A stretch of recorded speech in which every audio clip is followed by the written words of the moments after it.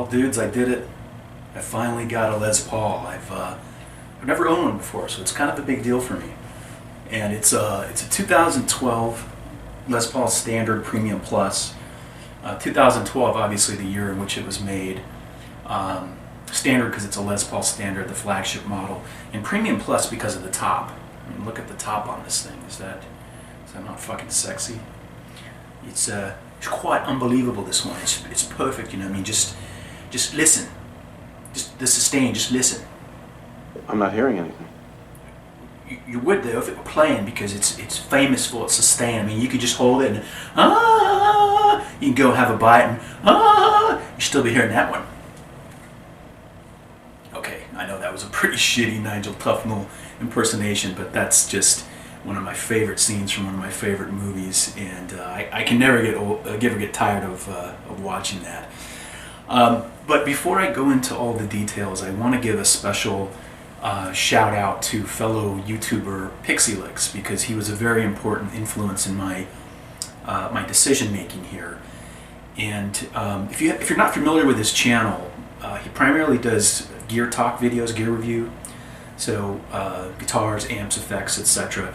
And he's an incredibly knowledgeable guy. I mean, we've been mutual fans of each other's channels, YouTube friends, for many years. And every time I watch him, I learn something. He's just incredibly knowledgeable. And I'll put a link to his channel down below in case you're not familiar with him.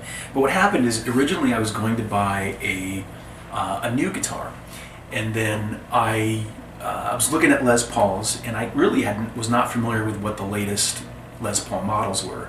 I mean, I knew the Standard was still around, and the Studio, right, which is the kind of low frill model, lighter also. But I wasn't really familiar with what currently was in between the two, so I was doing some research, and I found a couple, and I sent them over to PixxyLixxx. Real name is Steve, by the way. And he's a great guitar player too, by the way. And I wanted to get his opinion, because I figured if there were any issues with those guitars that I was looking at, that he would know about it. And I had set a budget for myself. I didn't want to pay as much as it was going to cost to buy a brand new Les Paul Standard, so I was looking for something a little bit below that. And he did point out one of them. Oh, there's issues with the neck. I wouldn't go for that one. And then the other guitar, he said, that's pretty cool, but have you thought about used? Which I should have figured he was going to say. I mean, I admittedly was hesitant. I was a little bit nervous about buying a used guitar online, especially something like a Les Paul. The last time I bought a used guitar, I was a teenager 30 years ago, right? It was someone I knew. It was way before the internet days, obviously. But he made some really good points about buying used, made me more comfortable. And I'm so glad I listened to him, because this truly is way better than the guitar that I almost bought for the same amount of money. And I mean, just all around, it's just a better guitar. And I'm thankful and grateful to him for the encouraging words. But let's talk a little bit about the guitar and the specs here. I'm not going to go through all the details, that'd be kind of boring. 2012 was a year where they introduced some new things to the Les Paul Standard, which I'll call out. First, we've got the Grover locking tuners. That's a nice touch. In terms of the neck, we've got it's a slim taper neck, so it's a little bit thicker on the bass side, a little bit thinner on the treble side, which is really nice. Compound radius 12 to 16 inches gives it a flatter, feel where you can play a little bit faster and smoother. What else is worth mentioning? 2012, they introduced the modern weight relief system. Now they've got the ultra modern weight relief system, but this was new at the time, where they strategically cut out some little sections within to make it lighter, so it takes it down the weight about 25%. Some people don't like that. I think it's a nice addition. I don't think it really impacts the tone. Other people will claim otherwise. But I mean, everything you do to a guitar impacts the tone. What I'm saying is, I don't think it's a great enough impact to the tone that I'd be worried about it, but some people feel differently. The pickups are Bucker Pros, which are wound a little bit hotter than your typical PAF, which I'd agree with. Nice pickups. And another thing that was new for 2012 was the addition of push-pull pots, which all do something different. So for the volume knobs, if you pull up on them, it does a coil tap, or Gibson's version of a coil tap. I think they call it something like attenuated frequencies coil tap or something, where it basically does a little bit of a mid scoop to make it sound a little bit more like a single coil. And I like that feature. I know some people don't like that. They only want their Les Paul to sound like a Les Paul, but for me, I like the tonal versatility. Why not? If you don't want to use it, don't use it. And then the tone knobs also do something. If you pull up on the bridge pickup's tone knob, it's a bypass feature where you bypass all the tonal circuitry and go right from the pickup to the jack. It gives it a more of a crisp, higher output type sound. And then for the neck pickup, it's an out of phase switch, which I think sounds better when you're using both pickups together. But I've never had that on a guitar, so that's kind of fun to play around with. So that the push-pull setup was something new for 2012. Anyway, I'll do a couple of sound clips here so you can kind of hear it in action. You can kind of hear the differences of when you engage the certain push-pull pots. So let's go ahead and jump on into that. For the guitar tones you're about to hear, I'm running the Les Paul into my Pod HD 500 processor and then right into my computer.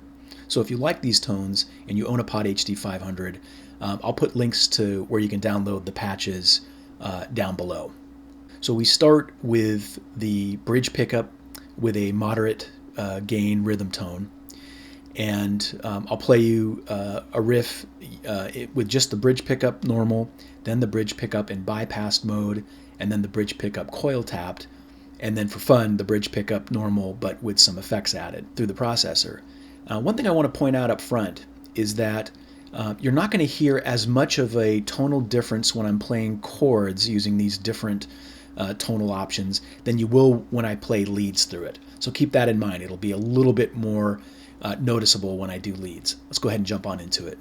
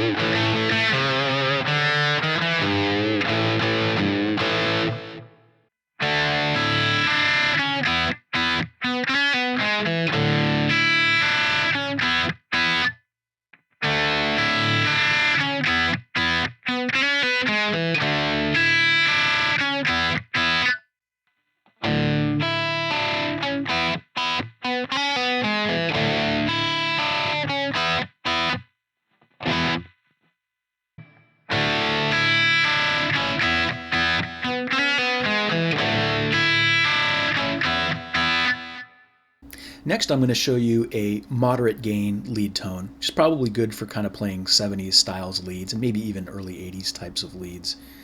And we're going to show you both the bridge and the neck pickup in all sorts of different combinations here.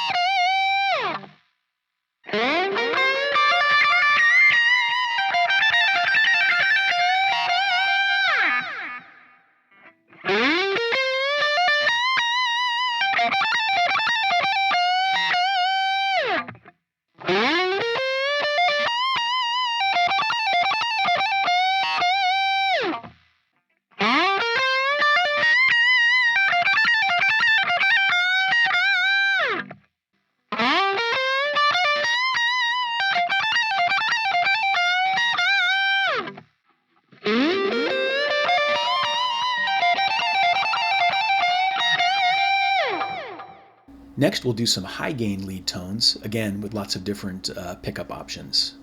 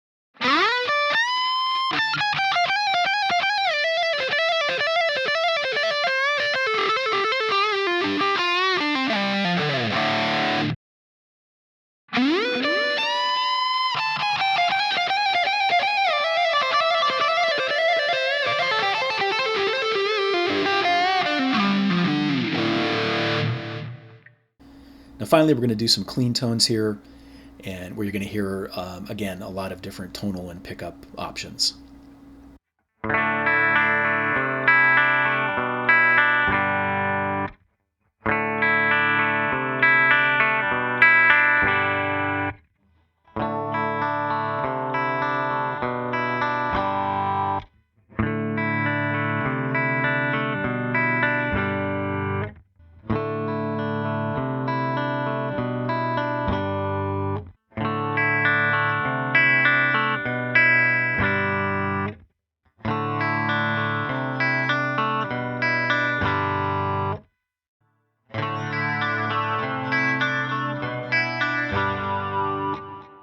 Okay, that's my video on the Les Paul Standard Premium Plus that I recently purchased.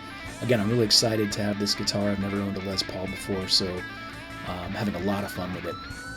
Anyway, we've got some more guitar lessons and cover songs coming up, hopefully soon. So until then, rock on.